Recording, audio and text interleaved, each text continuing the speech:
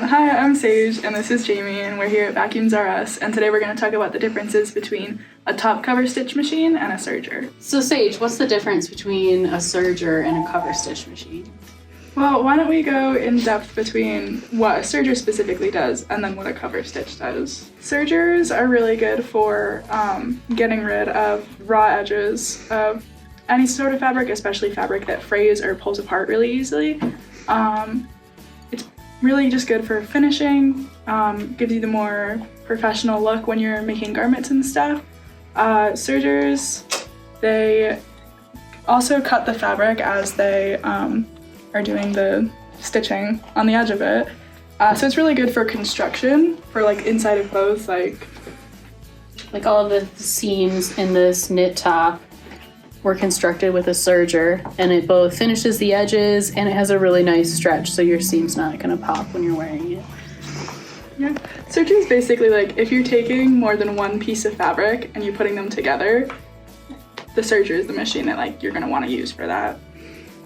A cover stitch machine is going to go more on the top of something, and you'll use that either for a hem or something else where you have flat fabric going through and you want to finish a raw edge. So you can see the hems on this knit top were finished with a cover stitch machine. With a cover stitch machine also, you don't have the blade that's cutting the fabric, so you don't have to sew right on the edge of the fabric. You can so it's really good for hems and stuff because you want to keep that nice looking rolled hem, so it's not cutting that fabric off for you, but it is finishing it. You're having that really nice hem at the end, and you're keeping that elasticity that the serger machine creates using the looper thread and all that stuff. So we have a lot of customers in the store that come in and their main question is like, do I really need a cover stitch machine? Can I not just do that with a zigzag stitch on a normal sewing machine? So I did that for a while, tried to sew with a zigzag stitch, which has some stretch on a normal sewing machine, but what a serger and a cover stitch are going to give you is just a lot faster, foolproof method of making those stretchy seams. And the main difference is a regular machine has one set of feed dogs, and there's really no way around that knit fabric getting stretched out as the feed dogs are pulling it through. Whereas a serger and a cover stitch have two sets of feed dogs that give you something called differential feed. So what that means is the feed dogs in front of the needle and the feed dogs behind the needle are able to move at different speeds. And you can adjust the speed with a knob on the side of the machine. So no matter which fabric you're putting through, you can set it to a speed where the fabric is being fed through, but then kind of like pushed back together again so that your seams aren't getting stretched out and wavy like they would on a regular machine.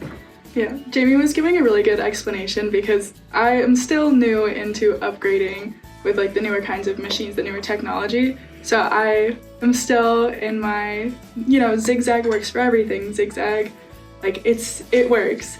But Jamie was explaining that as the feed dogs are pulling the fabric, especially with a stretchy fabric, you're kind of pulling it, and then when the needle is going down and like creating the stitch, you're locking that stretch in place. So then when the feed dog pulls again, you're just continually stretching and like placing a stitch there so it holds that stretch.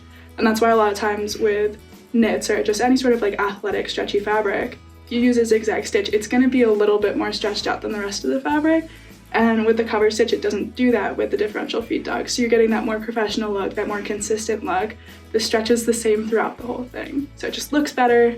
So I am definitely going more into my cover stitch era. People will get differential feed confused with dual feed. So on like a Bernina machine where you have that extra feed on the top, they'll recommend using that on knits, but that's not actually the same because both the lower and that top feed dog can only move at the same speed. So it's still not as good as the differential feed that you'll get on a serger or a cover stitch. So in the sewing market, I know they do have combo machines where it's both a serger and a cover stitch machine.